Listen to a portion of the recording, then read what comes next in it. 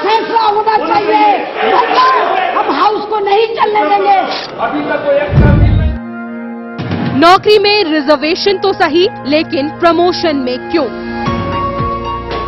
नौकरियों में पदोन्नति में आरक्षण एवं वरिष्ठता अनुसूचित जाति एवं जनजाति के लोगों को मिलती रहेगी। सरकार ने कोई विधेयक लाना चाहिए, सरकार ने अगर कोई राय बनाई है तो उसका जमकर कर्मचारी विरोध करेगा। इन वर्गों की पदोन्नति में आरक्षण तथा वरिष्ठता से संबंधित कानून को माननीय सर्वोच्च न्यायालय ने असंवैधानिक करार दे दिया है। इतने बड़े कदम को उठाने के बारे में 50 बार सोचना चाहिए। उचित संशोधन लाकर इसे इसी सत्र में जरूर पारित कराया जाए। अगर 22% अनुसूचित जाति जनजाति के कार्मिकों के लिए वोट की राजनीति में संविधान संशोधन करने की बातें होती हैं, आने वाले विधानसभा के चुनाव में वोट की राजनीति का वोट से ही हम करारा जवाब देंगे। नौकरी से अधिक मारपीट, झगड़े पोस्टिंग और प्रमोशन के लिए होते हैं।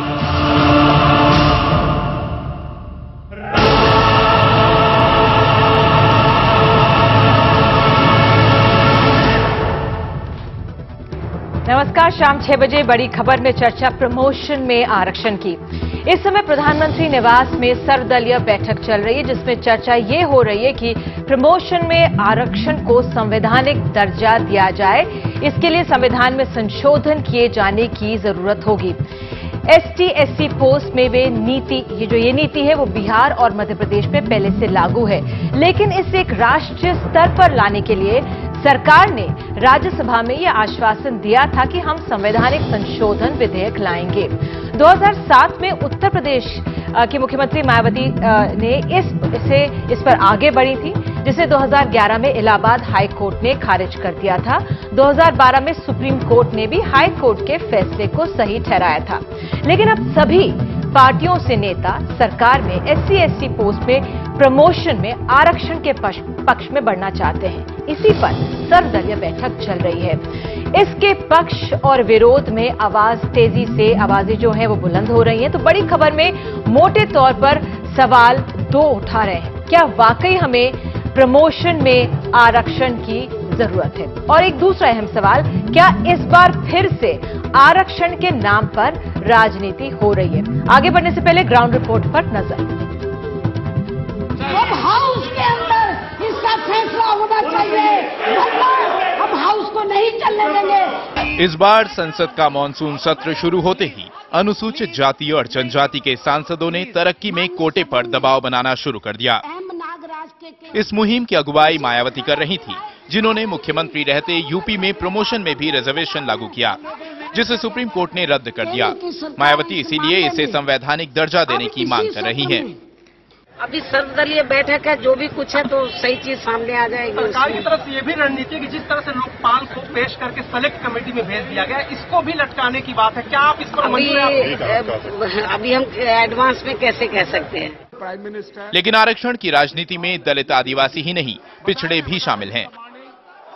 मौजूदा संविधान संशोधन का वास्ता पिछड़ों से नहीं है, इसलिए भी पिछड़ों की नुमाइंदगी करने वाली पार्टियां इस मुद्दे पर अलग रुख जता रही हैं। पिछड़ों के लिए आरक्षण की वकालत करने वाली समाजवादी पार्टी डरा रही है कि दोबारा मंडल वाले दिन न लौटें। इतने बड़े कदम को उठाने के बारे में 50 बार सोचना चाहिए। कहीं मंडल कमीशन वाला बायक्लास न पैदा हो जाए और समाज में आपसी झगड़े न बढ़ जाए, इसको बचाने की कोशिश करनी चाहिए। क्या आपको लगता है कि रिजर्वेशन मिलना चाहिए पदोन्नति में एससी एसटी को? अब मीटिंग हो रही है, मीटिंग से पहले कुछ कहना उचित नहीं। आरक्षण के इस नए दायरे के विरोध में धरने पर बैठे संगठन याद दिला रहे हैं कि 22% दलितों और आदिवासियों के लिए 4 बार संविधान संशोधन हो चुके, जो ठीक नहीं है। अगर 22% अनुसूचित जाति जनजाति के कार्मिकों के लिए वोट की राजनीति में संविधान संशोधन करने की बातें होती हैं, तो हम यह विनम्र चेतावनी भी देना चाहते हैं कि 78% सामान्य और अन्य पिछड़े वर्ग के जो कर्मचारी हैं, आने वाले लोकसभा के चुनाव में, विभिन्न प्रांतों में आने वाले विधानसभा के चुनाव में वोट की राजनीति का वोट से ही हम करारा जवाब देंगे। लेकिन मामला सिर्फ सिद्धांत का नहीं, साधनों के बंटवारे का भी है। आरक्षण का असर देश भर के 3 करोड़ सरकारी कर्मचारियों पर पड़ना है। जाहिर है इससे वो तबके बेचैन हैं, तरक्की में जिनका हिस्सा और दावा पहले से कमजोर पड़ेगा। तो इस पूरे मामले को समझने के लिए हमारे साथ खास पैनल आज मौजूद है। सुधींद्र भदौरिया, नेता बीएसपी, कमल किशोर, सांसद कांग्रेस के हमारे साथ हैं, तस्लीम अहमद रहमानी साहब, नेता समाजवादी पार्टी, शैलेंद्र दुबे, अध्यक्ष हैं सर्वजन हिताय संरक्षण समिति के, अभय कुमार दुबे, संपादक सीएसडीएस हमारे साथ यहां पर मौजूद हैं, और जितेंद्र जैन, महासचिव यूथ फॉर इक्वालिटी। सबसे पहले भदौरिया जी मैं आपके पास आऊंगी और आपके माध्यम से समझना चाहूंगी, क्योंकि हालांकि जो ये नीति है बिहार में और मध्य प्रदेश में लागू है, लेकिन उत्तर प्रदेश जिस तरह से आगे बढ़ रही है, सरकार ने मायावती जी को आश्वासन दिया था। क्यों आप लोग चाहते हैं कि संविधान में संशोधन हो और जो आरक्षण में प्रमोशन है एसटी एससी पोस्ट में उसको लाया जाए? क्या तथ्य है इसके पीछे? देखिए, जो दलित और शेड्यूल ट्राइब का तबका है, ये इस देश के अंदर कई हजार वर्षों से वंचित रहा है, शोषित रहा है और पीड़ित रहा है, और इनको कभी भी समाज में आगे बढ़ने का मौका नहीं मिला है। इसलिए आजादी की लड़ाई के दौरान बाबा साहब भीमराव अंबेडकर ने अभियान चलाया और उस अभियान के चलते आरक्षण इन तबकों को मिला। संविधान के अंदर भी ये आजादी के बाद बाबा साहब भीमराव अंबेडकर की अगुवाई में इस तरह के प्रावधान लाए गए। आने वाले दिनों में हमने इस बीच में देखा कुछ तबके इसका विरोध करते हैं। वो तबके वो लोग हैं जिनको 2500 वर्षों से आरक्षण मिलता रहा है।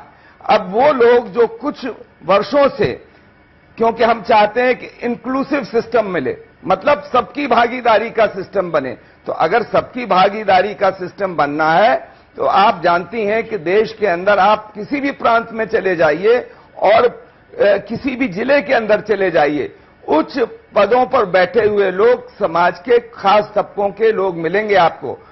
इन तबकों से, खास तौर से शेड्यूल कास्ट और शेड्यूल ट्राइब तबकों से इन पदों पर लोग बहुत कम मिलते हैं। तो मैं ये कहना चाहता हूं कि बहन मायावती जी ने, जो बहुजन समाज पार्टी की राष्ट्रीय अध्यक्ष हैं, इसलिए सत्र में राज्यसभा के अंदर इस बात को रखा बहुत प्रबल तरीके से, और सभी लोगों ने, और इस बार भी मैं देख रहा हूं, मैं एक सेकंड खत्म कर रहा हूं, कम्युनिस्ट पार्टी के नेता श्री राजा, अभी मैंने देखा रामविलास पासवान और तमाम लोगों की सहमति है इस पर यूपीए के अंदर और कम्युनिस्ट पार्टियों में। तो फिर दिक्कत किस बात की है?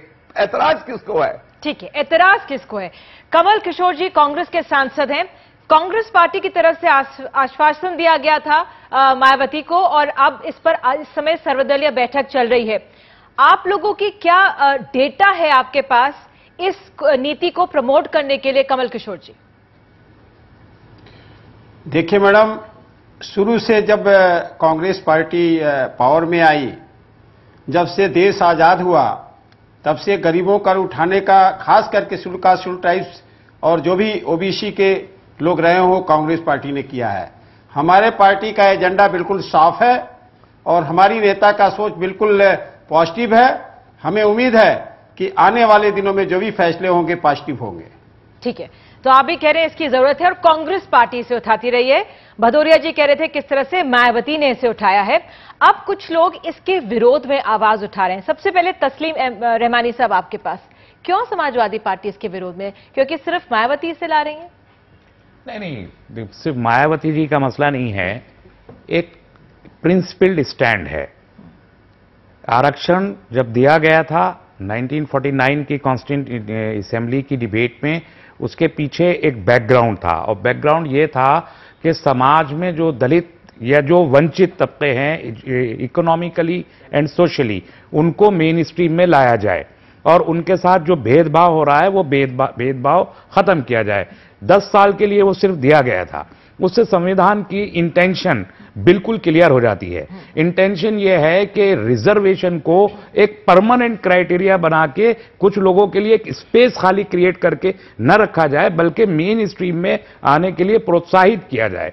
तो प्रोत्साहित किया गया। अब जब एंट्री लेवल पे आपको रिजर्वेशन देके ले आया गया है तो इसके बाद आपका जो सोशल एंड इकोनॉमिक बैकवर्डनेस है वो वहां खत्म हो जाता है। आप एडमिशंस में और सर्विसेज में सब जगह आप एंट्री लेवल पे रिजर्वेशन का आपने फायदा उठा लिया, उसके बाद आप अच्छी सर्विस में है तो आपका सोशल जो वो डाउन ट्रोडननेस थी वो तो खत्म हो गई। अब रिजर्वेशन क्यों चाहिए?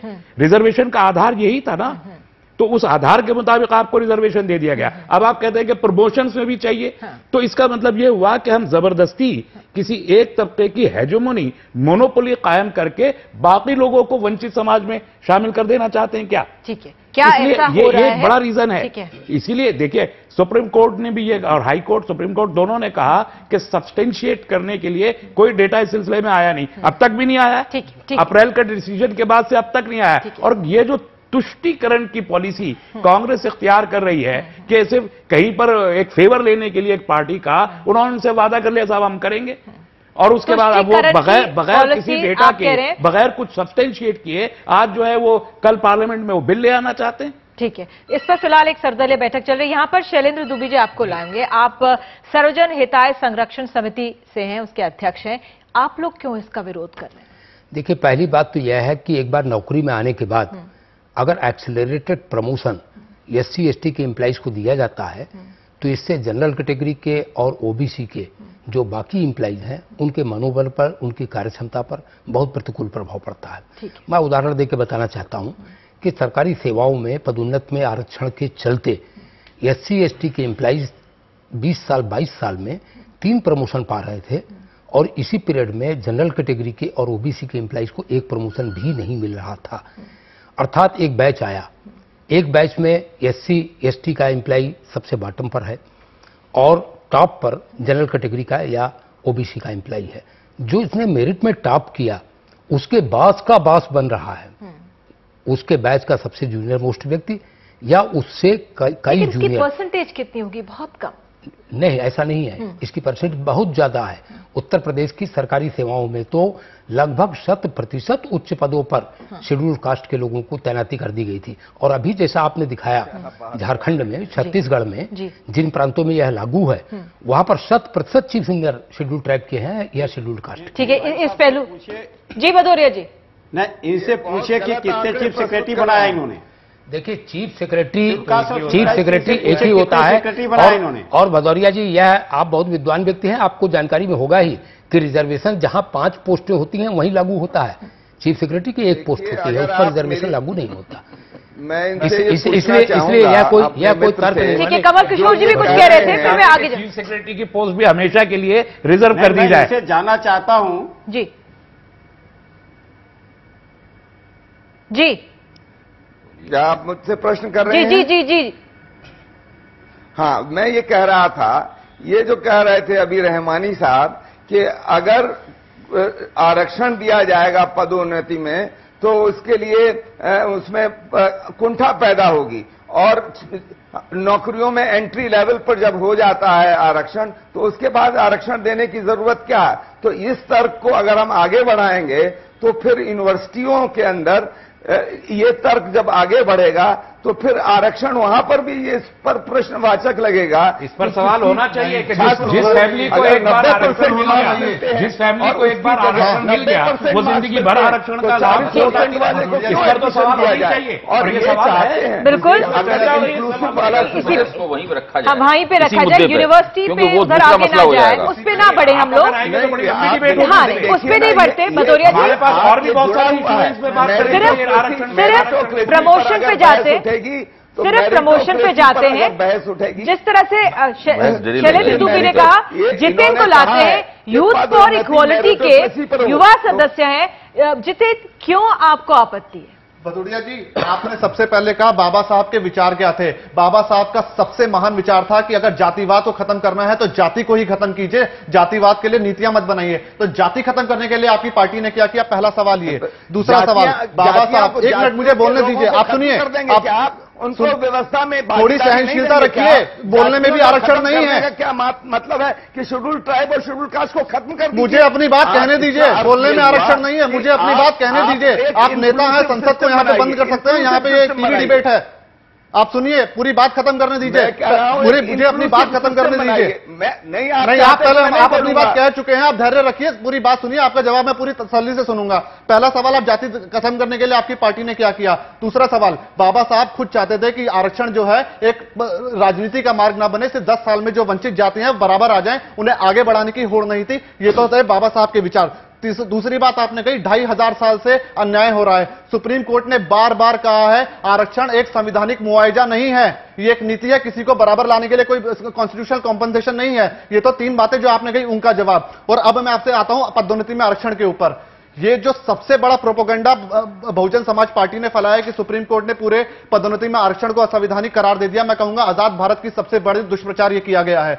सुप्रीम कोर्ट ने सिर्फ यह कहा है कि आर्टिकल 16(4) कॉन्स्टिट्यूशन का यह कहता है कि एडिक्वेसी ऑफ रिप्रेजेंटेशन नहीं है ये बैकवर्ड कम्युनिटीज को, आप ये प्रूव कीजिए। दूसरा, जिसको आप आरक्षण देना चाह रहे हैं, ये प्रूव कीजिए कि वो बैकवर्ड है। तीसरा, आर्टिकल 335 साफ कहता है आरक्षण देने से जो एफिशिएंसी एडमिनिस्ट्रेशन की वो सफर नहीं होनी चाहिए। आप इन तीनों क्राइटेरिया को ये पूरा आप इंप्लीमेंट कीजिए, और यही सुप्रीम कोर्ट ने नागरा जजमेंट में भी कहा है कि अगर आप इन तीनों को इंप्लीमेंट करते हैं, उसके बाद आप भले ही प्रमोशन में आरक्षण दे दीजिए। आरक्षण प्रमोशन में समाप्त नहीं किया गया है। और आप जो अमेंडमेंट लाना चाह रहे हैं, आप ये कह रहे हैं आरक्षण समाप्त हो गया, हम इसको बचाने के लिए कर रहे हैं, आप पूरा झूठ सरासर बोल रहे हैं। अब आप अमेंडमेंट ये लाना चाह रहे हैं कि डेटा को भी इकट्ठा करने की जरूरत नहीं है। भदौरिया जी को अब जवाब देने दीजिए।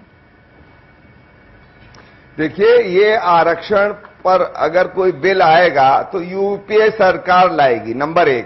हमने ये ब्लैकमेल करा के लेके आ रहे हैं, यूपीए के नाम पे कंधे पे रख के बंदूक चला रहे हैं, ये कैसी घटिया राजनीति है। आप राजनीति कर रहे हैं यूपीए को दबा के। छोड़िए, बहस नहीं करना चाहते मत कीजिए। नहीं, बहस ही तो कर रहे हैं। बहस सही मुद्दे पर कीजिए, बताइए कि कॉन्स्टिट्यूशनल अमेंडमेंट किस बात के ऊपर लेके आए जा रहे हैं। ये डेटा के बारे में बात कीजिए। झूठ क्यों बोलते हैं कि आरक्षण ही समाप्त हो गया? आरक्षण बिल्कुल समाप्त नहीं हुआ है। पदोन्नति में आज भी आरक्षण है। 16(4) को वैलिड करार दिया जा चुका है। नागरा जजमेंट में सुप्रीम कोर्ट ने कहा आरक्षण दीजिए, और पूरा इन्हीं को बोलने दीजिए। आप हमें ये बताइए कि कब सुप्रीम कोर्ट ने ये कहा, ये बस एक सवाल बताइए कि सुप्रीम कोर्ट ने ये कब कहा कि आरक्षण पदोन्नति में असंवैधानिक है? कब, कौन से जजमेंट में कहा है, बताइए। मैं एक समाज के अंदर राजनीतिक कार्यकर्ता के तौर पे बोल रहा हूं, और इस पार्लियामेंट ने एक संशोधन नई संविधान में लाया है। कम से कम 100 संविधान के अंदर संशोधन आ चुके हैं। मुझे आप जवाब दीजिए, जवाब दीजिए, कौन सी जजमेंट सुप्रीम कोर्ट की जिसने असंवैधानिक करार दिया है? हो जाएगी।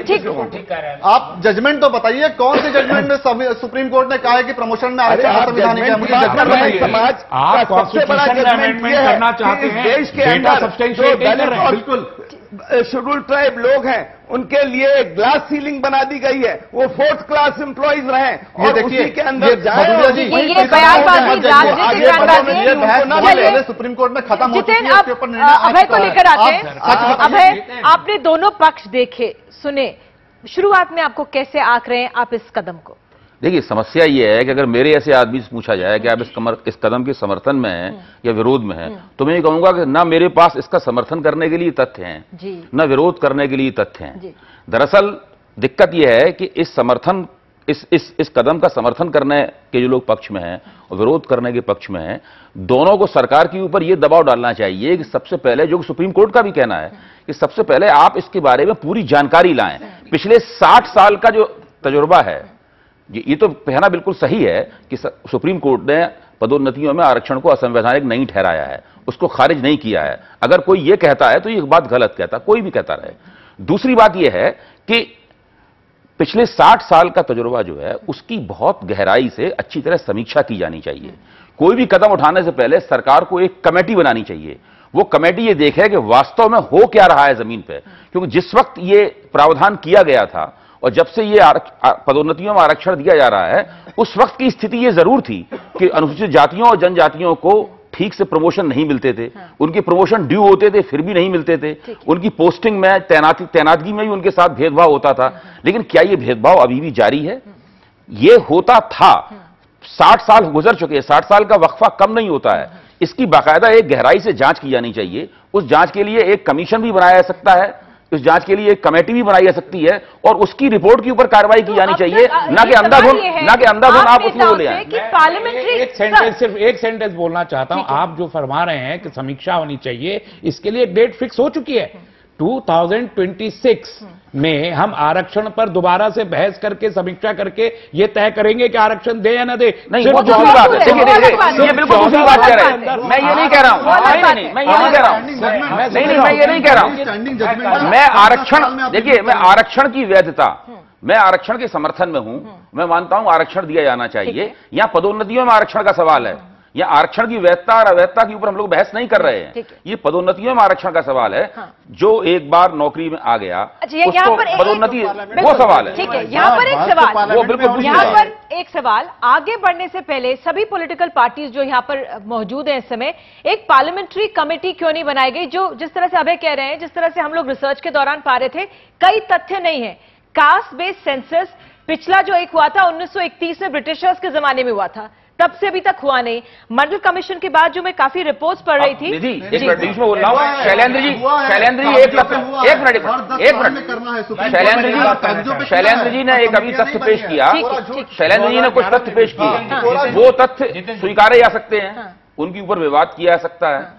ये विवाद इसलिए होगा क्योंकि सरकार की तरफ से आधिकारिक तथ्य सामने नहीं आए हैं। सरकार को चाहिए कि कोई कदम उठाने से पहले एक आधिकारिक तथ्य सामने रखे कि अनुसूचित जातियों के साथ अगर प्रमोशन में भेदभाव हो रहा है तो उसको निश्चित रूप से दूर किया जाना चाहिए। ये उनका हक है। कमल किशोर जी, आप कुछ कहेंगे? क्यों सरकार के पास क्या कुछ डेटा है, कुछ तथ्य है, वो क्यों नहीं सरकार आगे रखती? निधि जी, मैं एक सेकंड इस पे कुछ कह सकता हूं क्या? भदौरिया जी आपके पास आऊंगी। कमल किशोर जी, जगह ये नहीं है, बहस करने का जगह पार्लियामेंट में है, बिल आ रहा हो, बहस होगी। बिल्कुल सही है, पार्लियामेंट में होनी चाहिए। जल्दी क्या है? जल्दी क्या है? ये सवाल का आलोचना का अपमान का है। अगर सुप्रीम कोर्ट एक निर्णय देता है, आप वो कहते हैं संसद में उसे पलट देंगे, बार-बार निर्णय को पलटेंगे। सुप्रीम कोर्ट के निर्णय को पलटने की बात हो रही है। सुप्रीम कोर्ट का खुला अपमान हो रहा है। आप अदालतों पर ताला लगा दीजिए, सुप्रीम कोर्ट पर आप ताला लगा दीजिए। ये जो आपको करना है, कोई अपमान नहीं हुआ। बहस करना तो आइए, हम लोग पार्लियामेंट में बहस करेंगे। ये पार्लियामेंट सुप्रीम नहीं है। पार्लियामेंट को सिर्फ बिल बनाने का हक है। मैं केवल एक बात कहना चाहता हूँ, कितने संविधान संशोधन 81वें संविधान संशोधन से आपने कह दिया कि बैकलॉग 50% नहीं 100% कोटा लेके भरा जाएगा। 100%। यह मुकदमा था उनका सब्बरवाल का। सब्बरवाल के मुकदमे में आपने कहा 50% की शर्त भी खत्म कर दिया, और फिर भी आप कह रहे हैं इनएडिक्वेट रिप्रेजेंटेशन है।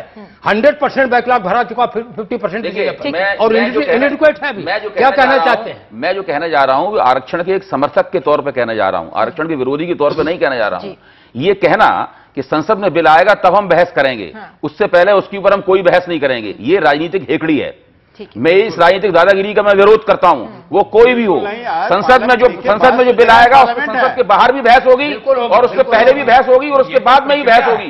केवल आप उसके अंदर पास कर देंगे, इससे कुछ नहीं होने वाला है। संसद तक बहस होगी, हर जगह बहस होगी। पूरा रवैया बहुत ही शर्मनाक। आप टीवी पे आए क्यों? ऐसे ही पूछिए निधि जी, आप टीवी पे क्यों आए इसको बहस करने के लिए? सत्ता के नशे में इतने मदमस्त आप हो चुके हैं, जब जनता की आवाज सुनने से भी इनकार कर रहे हैं। बहुत बढ़िया आए क्यों उसके लिए? चलिए 2014 में आपको चले जाइए वहां से। नहीं, कमल किशोर जी कुछ कहेंगे आप? मैं क्या? जी हाँ, मैं कहता हूं कि बार बार ये लोग कह रहे हैं बहस की जगह तो पार्लियामेंट में बिल आना चाहिए। अभी आप यहाँ क्या कर रहे हैं? आप यहाँ क्या कर रहे हैं? आप घर जाइए, बिल्कुल आप घर जाइए। सिर्फ संसद में बहस नहीं होती, यहाँ के आपके माध्यम से जो आप बोलेंगे, जो दर्शक है वो समझने की कोशिश करते हैं कि सरकार कर क्या रही है, ये समझने की कोशिश करते हैं। चलिए यहां पर मैं एक आंकड़ा देती हूं जो कांग्रेस का काफी अब लोगों को पता नहीं है कि 43,000 जो वेकेंट पोस्ट थी belonging to SC, ST, OBCs have been filled during the recruitment drive जो मार्च 2012 में समाप्त हुई। ये कांग्रेस इसको बताना चाहिए। फिर 60,000 ऐसी पोस्ट 2011 में भरी गई हैं। ये अपने आप में जो आंकड़े हैं, 43,000 जॉब्स ऐसी, चाहे ये बिल्कुल लो कैटेगरी की जॉब्स हो, लेकिन इतनी नौकरियां लोगों को मिली। लेकिन फिर इसका दूसरा पहलू आता है, रिजर्वेशन के तौर पर अगर सीट्स खाली हैं, एक आंकड़ा जो आया है according to department of personnel and training annual report, अगर ग्राफिक्स के जरिए बन गए हो तो मैं दिखाना चाहूंगी। शेड्यूल्ड कास्ट की बैकलॉग वैकेंसीज थी 26,000 नौकरियों की, उसमें से जो भरी गई हैं सिर्फ 13,111। शेड्यूल्ड ट्राइब्स की बैकलॉग वैकेंसीज है 28,624, जो भरी गई हैं वो 10,896। ओबीसीज की बैकलॉग वैकेंसीज है 22,682, जो भरी गई है वो 9,543।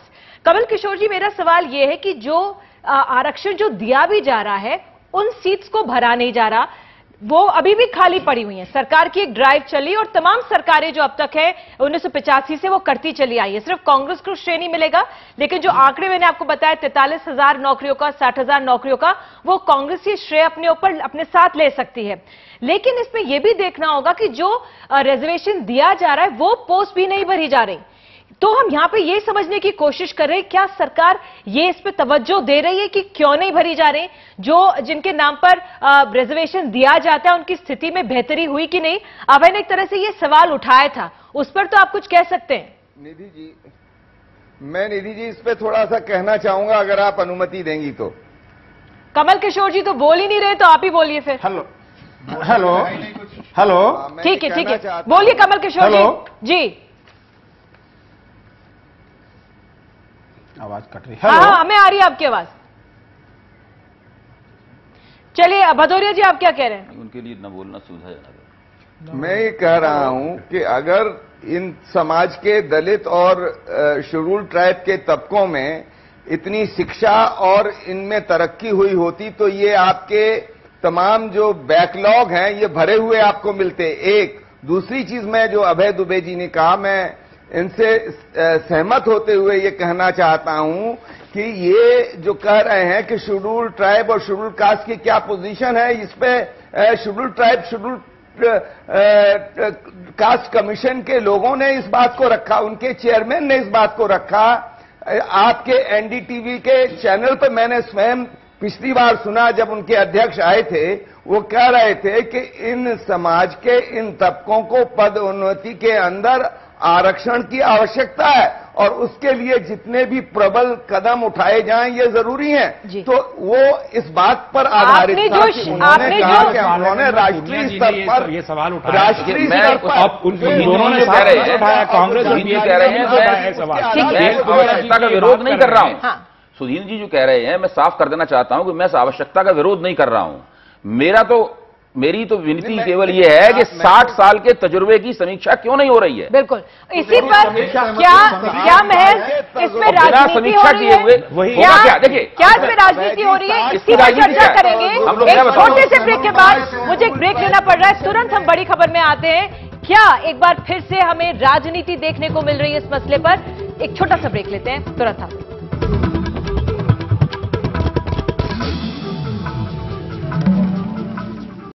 प्रमोशन में आरक्षण और सामान्य सीटों पर भी दलितों के प्रमोशन का मुद्दा इतना बड़ा हो चुका है कि वो उत्तर प्रदेश में बड़े पैमाने पर सियासी समीकरण बदल सकता है, जिसके नतीजे पूरे देश की राजनीति पर असर डालेंगे। कमाल खान की रिपोर्ट। ये भीड़ प्रमोशन में रिजर्वेशन के खिलाफ है। ये कहते हैं कि देश में सिर्फ 22% दलित इसके हिमायती हैं, जबकि 78% बाकी लोग इसके खिलाफ हैं। इस राष्ट्रीय मुद्दे की बुनियाद में यूपी है, जहां मायावती इसकी हिमायत में और मुलायम इसके खिलाफ मोर्चा खोले हैं। सारे कर्मचारियों में, चाहे वो सवर्ण हो, चाहे बैकवर्ड हो या मुस्लिम हो, कोई भी हो, इस मामले में एकजुट हैं। वो मुलायम सिंह इस चीज को भांप गए हैं। अब इस पर मुलायम सिंह इसीलिए खुला खेल कर रहे हैं, वो जानते हैं कि ये मुद्दा ही उनके लिए बहुत मजबूत मुद्दा होगा। 1973 में कांग्रेस सरकार ने प्रमोशन में रिजर्वेशन लागू किया। 1992 में सुप्रीम कोर्ट ने इसे रद्द किया। 95 में कांग्रेस ने इसे फिर लागू किया। सन 2000 और 2002 में एनडीए ने 3 संविधान संशोधन कर प्रमोशन का बैकलॉग भरने, प्रमोशन में मेरिट खत्म करने और जनरल कैटेगरी में दलित को प्रमोट करने के कानून बनाए। देश यह पूछना चाहता 3 करोड़ कर्मचारी हैं कि कितनी बार संविधान संशोधन किया जाएगा वोटों के लालच में, वोट की राजनीति में। मामला सुप्रीम कोर्ट पहुंचा, जिसने अक्टूबर 2006 में फैसला दिया कि प्रमोशन में रिजर्वेशन 3 शर्तों के साथ ही लागू होगा। पहला, दलितों की नुमाइंदगी नौकरी में कम हो। दूसरा, नौकरी पाने के बाद भी वे पिछड़े हों। और तीसरा, जूनियर को तरक्की देने से काम का माहौल ना खराब हो। यूपी में मुलायम और मायावती में इसे लेके सियासत होती रही है। मायावती ने प्रमोशन में रिजर्वेशन 2002 में लागू किया था 2005 में मुलायम ने इसे वापस लिया, 2007 में मायावती ने फिर लागू किया। कुछ लोग इसके खिलाफ हाईकोर्ट गए, हाईकोर्ट ने इसे रद्द कर दिया। मायावती फैसले के खिलाफ सुप्रीम कोर्ट गईं, जिसने हाईकोर्ट के फैसले को सही ठहराया। अब कवायद सुप्रीम कोर्ट के फैसले को बदलने की है। खेल सिर्फ वोटों का है। बीजेपी और कांग्रेस की नजर देश के 22% दलित और आदिवासी वोटों के ऊपर है, और मायावती ब्राह्मण वोटों के लिए तो कहती हैं कि ब्राह्मण शंख बजाएगा, हाथी बढ़ता जाएगा, और दलित वोट के लिए कहती हैं कि यह बाबा साहब का सपना है। और मुलायम सिंह की नजर 2014 के चुनाव में कांग्रेस और बीजेपी के वोट में सेंध लगाना है। लखनऊ में कैमरामैन आरसी जोशी के साथ कमाल खान, एनडीटीवी इंडिया। ठीक है, तो अब यहाँ पर आप जिस तरह से कमाल कह रहे थे, क्या ये राजनीति हो रही है इस पूरे मामले पर? देखिए, ये राजनीति ऐसी हो रही है, मैं सुधींद्र जी का ध्यान खासतौर से इस तरफ आकर्षित करना चाहूंगा। इससे जो कांशीराम जी ने जो प्रोजेक्ट चलाया था, उस प्रोजेक्ट को बहुत नुकसान हो रहा है इस राजनीति से। कांशीराम जी की बहुजन समाज पार्टी का पूरा आधार बाम सेफ के संगठन पर टिका हुआ है, और मैं ध्यान दिलाना चाहूंगा, बाम सेफ में बी किसको रिप्रेजेंट करता था? बैकवर्ड्स को। एम किसको रिप्रेजेंट करता था? मुसलमान को। अगर मुसलमान और बैकवर्ड कर्मचारी, बाम सेफ भी कर्मचारियों की यूनियन थी, कर्मचारियों का एक ऐसा अर्ध राजनीतिक संगठन था जो कि खुफिया तौर पर उस आंदोलन को समर्थन करता था जिसके ऊपर पूरी बहुजन समाज पार्टी खड़ी हुई है। अगर बैकवर्ड और मुसलमान ही इस पूरे आंदोलन के बहुजन की धारणा के खिलाफ हो जाएंगे, उसके खिलाफ गोलबंद होने लगेंगे, तो सबसे ज्यादा नुकसान उस प्रोजेक्ट का होगा जो प्रोजेक्ट कांशीराम जी ने चलाया था। नंबर एक। दूसरी बात मैं कहना चाहूंगा, अगर बिना पूरी जानकारी के, बिना पूरी समीक्षा के अगर संसद में यह बिल लाया जाता है, तो जो वोट की जो राजनीति है उसमें ये बिल कुछ लोगों के विरोध के बावजूद पास हो जाएगा। तो ये एक तरह की फेट अकम्पली होगी, जो लोगों को बिल थमा दिया जाएगा और पूरे देश को वो एक कानून के रूप में वापस मिल जाएगा। तो मेरा ख्याल है कि अगर हम लोग बुद्धिमान हैं, अगर हम लोग राष्ट्र निर्माण में हम लोगों की दिलचस्पी है, अगर हम लोग भारतीय समाज का विकास करना चाहते हैं, तो हमें ये नहीं करना चाहिए। राष्ट्र निर्माण या वोट निर्माण ये समझना होगा। जी सुधींद्र जी, आप कुछ कह रहे थे?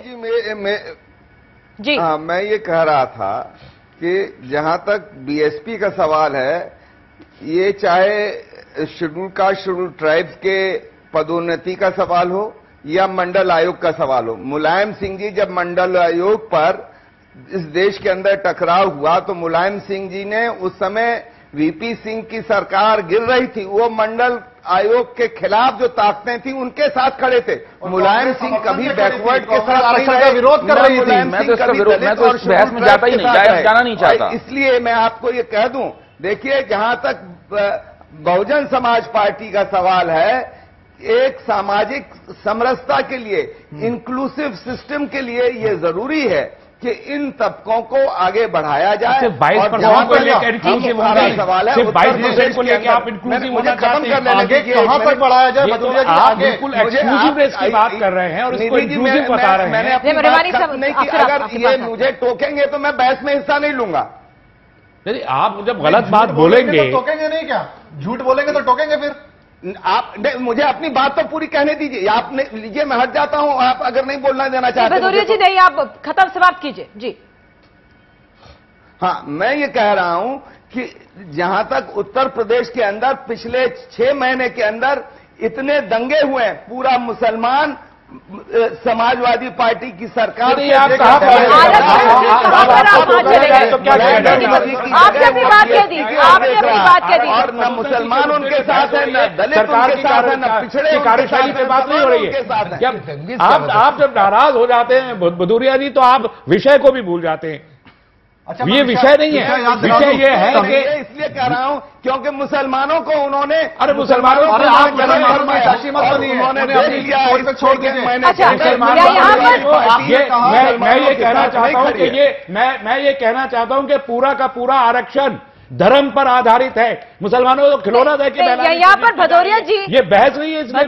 मुसलमानों की एक चीज भदौरिया जी, जो आपने बात कही कि थोड़ा सा आगे ले जाना जरूरी है, कितना आगे जरा बता दीजिए, क्योंकि संविधान ने ये कहा था जो पिछड़े हैं उन्हें थोड़ा सा बराबर ले आए। ये कभी नहीं कहा था कि पदोन्नति में आरक्षण देना जो होगा वो आगे निकाल दे उन्हें। ओके, आप जो आगे निकालने की आप बात कर रहे हैं, सुप्रीम कोर्ट ने साफ कहा है कि ये बेसिक स्ट्रक्चर का वायलेशन होगा अगर बिना ये 3 एक्सरसाइज करे किया गया। और इस बिल को अगर पार्लियामेंट में पास किया जाता है तो ये बेसिक स्ट्रक्चर का वायलेशन होगा, और पार्लियामेंट के पास, लोकसभा के पास इसकी लेजिस्लेटिव कॉम्पिटेंस नहीं है, विधायी शक्ति नहीं है कि आप बेसिक स्ट्रक्चर को ऑल्टर कर दें। ये बात आप ध्यान में रखिए।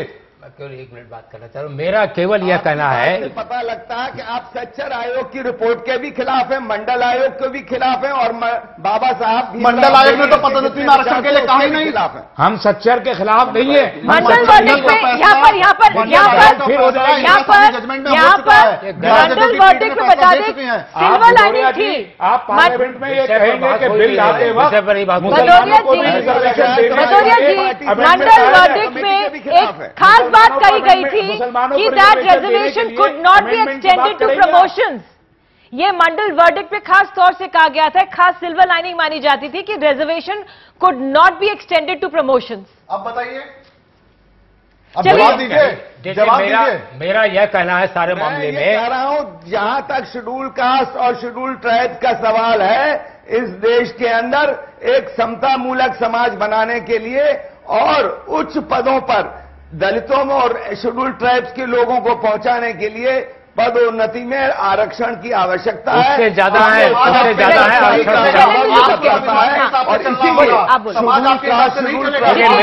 मेरा यह कहना है, रिपोर्ट कहती है। मैं यह कहना चाहता हूं कि एक और सुधीन जी, मैं ज्यादा समय नहीं लूंगा, आप विद्वान व्यक्ति हैं। मैं यह कहना चाहता हूं कि एक और तो अगले दशक में भारत को विश्व की महाशक्ति बनने की बात हो रही है, दूसरी ओर मेरिट और सीनियरिटी से कंप्रोमाइज करने की बात हो रही है।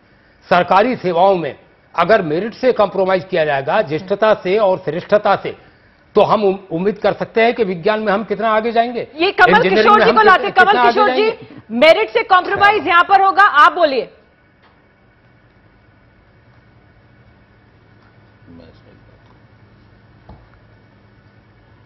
कमल किशोर जी आप सुन सकते हैं कि नहीं?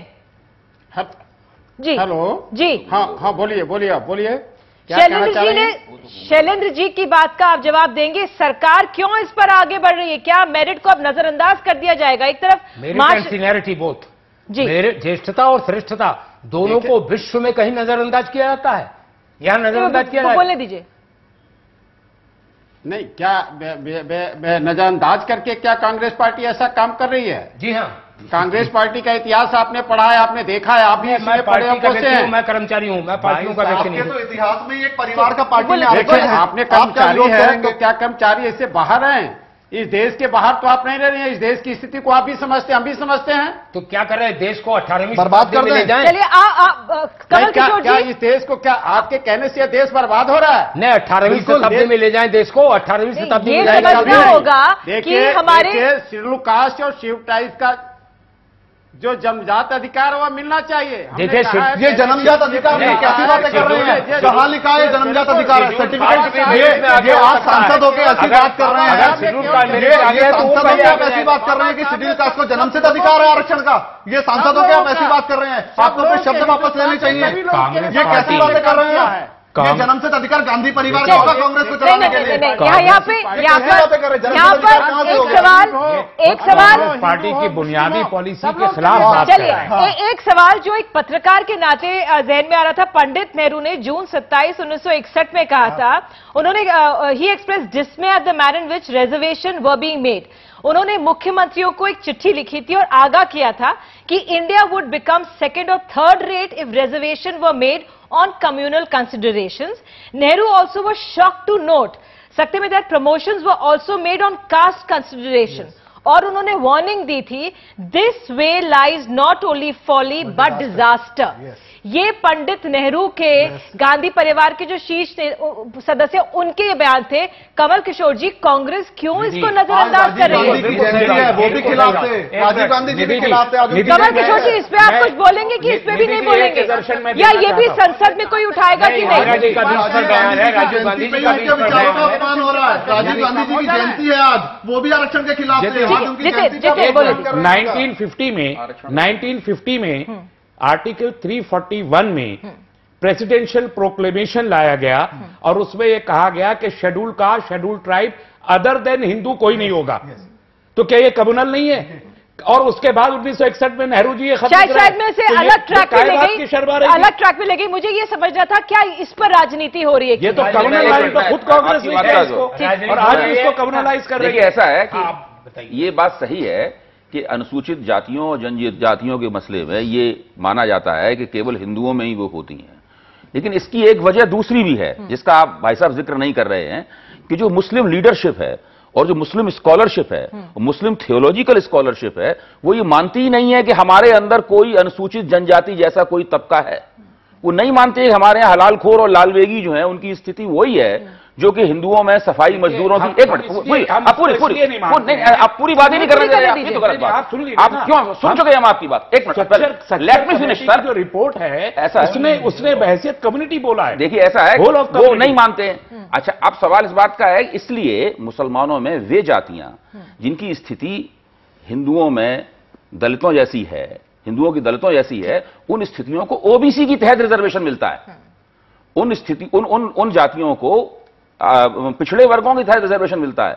अगर मुसलमानों में ये बात ये दूसरी तरह की पॉलिटिक्स है। इस राजनीति को यहां मत लाइए। सब कोटा वाली बात सामने आई थी, जो सब कोटा की बात आई थी, तब हमने देखा था सुप्रीम कोर्ट का क्या कुछ था। एक छोटा सा ब्रेक लेती हूं, तुरंत हाजिर होंगे और जानेंगे हम कि जो सर्वदलीय बैठक है उसमें क्या हो रहा है। चलेंगे अपने रिपोर्टर के पास भी और चर्चा यहां पे भी करेंगे। तुरंत हाजिर होते हैं।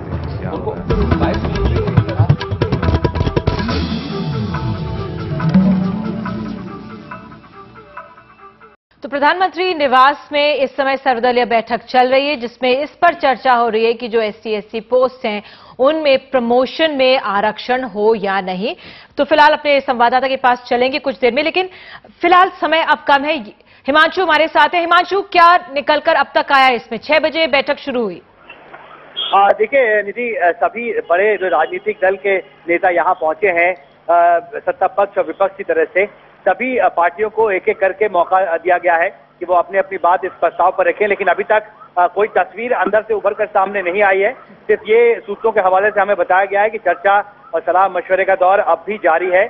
लेकिन साथ में ये बात जरूर सरकारी सूत्रों की तरफ से हमें मिल रही है निधि, कि जो सरकार के जो बड़े लीगल ऑफिसर्स हैं, अटॉर्नी जनरल हैं, दूसरे जो लॉ ऑफिशियल्स हैं, उनसे कानूनी सलाह मशवरा किया गया है प्रधानमंत्री कार्यालय की तरफ से, और ये कोशिश की गई है कि कानून के जो सलाहकार हैं भारत सरकार के, उनकी राय भी ली जाए, क्योंकि एक बहुत ही पेचीदा और संवेदनशील मसला है। संविधान में संशोधन करने से जुड़ा एक बिल लाने का आश्वासन। तमाम जानकारी के लिए आपका धन्यवाद और आगे भी आपके पास लगातार आते रहेंगे। तो फिलहाल यहाँ पर भदौरिया जी, एक सवाल जो हम राजनीति से जोड़कर लगातार चर्चा कर रहे हैं, राष्ट्रपति चुनाव में जिस तरह से मायावती ने सरकार का समर्थन दिया, क्या माना जाए इस एवज में सरकार मायावती के लिए आगे बढ़ रही है? देखिए, इसको राष्ट्रपति के एक चुनाव से आप इस बात को मत देखिए। ये बहुत संवेदनशील और समाज का बहुत महत्वपूर्ण और अहम मसला है। इसके अंदर इस देश के लगभग 30-35 करोड़ लोगों की आकांक्षाओं का, उनके जीवन का, उनके भविष्य का रिश्ता बना हुआ है। और अगर हम इन 30-35 करोड़ लोगों के भविष्य को एक राष्ट्रपति के चुनाव से देखेंगे तो ये बहुत अनुचित बात होगी। मैं ये जरूर कहूंगा कि यूपीए के बहुत सारे सदस्यगणों ने इसका समर्थन किया है, जिसमें कम्युनिस्ट पार्टी के लोग जो इसमें नहीं हैं, उन लोगों ने भी समर्थन किया है। बहुजन समाज पार्टी इस बात को मांग कर रही है। मैं समझता हूं कि जो बहन मायावती जी ने कहा कि कुछ राज्यों में पहले से इसको एक राष्ट्रीय रूप देने की बात हो रही है, रहमानी साहब, फायदा किसको होता हुआ दिख रहा है इसका? क्या पॉलिटिक्स है इसके पीछे? ये 35 करोड़ की बात कर रहे हैं। कुल जो राजपत्रित अधिकारी है उनकी संख्या पूरे देश में 3 करोड़ से ज्यादा नहीं है। ये किस हिसाब से 35 करोड़ की बात कर रहे हैं हमको पता नहीं। सबसे बड़ा नुकसान इन्हीं को होगा। दुबे जी ने कहा कि ये आइसोलेट होते रह जाएंगे और जो इनका जो सोशल इंजीनियरिंग का फंडा था वो फेल हो जाएगा। अगर नुकसान होगा तो इन्हीं को होगा। और है आगे है, बहुत अच्छा है। हम ये कह रहे हैं कि पूरे देश के लोगों को साथ लेके चले, ऐसा बिल लाए। उत्तर प्रदेश में जो कर्मचारी हैं, उत्तर प्रदेश में बहुजन समाजवादी पार्टी को बहुत फायदा इससे होने वाला। देखिए, यह राजनीति हो रही है, यह बात बिल्कुल तय है। और बहुजन समाज पार्टी ने दोनों बार सत्ता में आने के बाद 2002 में भी इन्होंने इसको इंप्लीमेंट किया था। तब भी हमने इसको हाईकोर्ट में चैलेंज किया था। मुलायम सिंह जी की सरकार आ गई 2004 में, उन्होंने इसको विड्रॉ कर लिया था। इस बार फिर इन्होंने इसको लागू किया। यह लोग यह समझते हैं कि वह 20-22% लोग संगठित हैं, बाकी 78% लोग संगठित नहीं हैं। लेकिन अब हालात बदल गए हैं। उत्तर प्रदेश के 16 लाख कर्मचारियों ने विधानसभा के चुनाव में अपने संगठित शक्ति का इस मामले में परिचय दिया है और हम विनम्रतापूर्वक कहना चाहते हैं कि माननीय सर्वोच्च न्यायालय के फैसले पर राजनीति न की जाए, अन्यथा राजनीति का जवाब राजनीति से ही पूरे मुल्क के कर्मचारी देंगे। 95 करोड़ लोग जो बाकी जो आपके 35 करोड़ के बाद रह गए हैं, उनके बिहाफ पे एक बात बोलना चाहूंगा।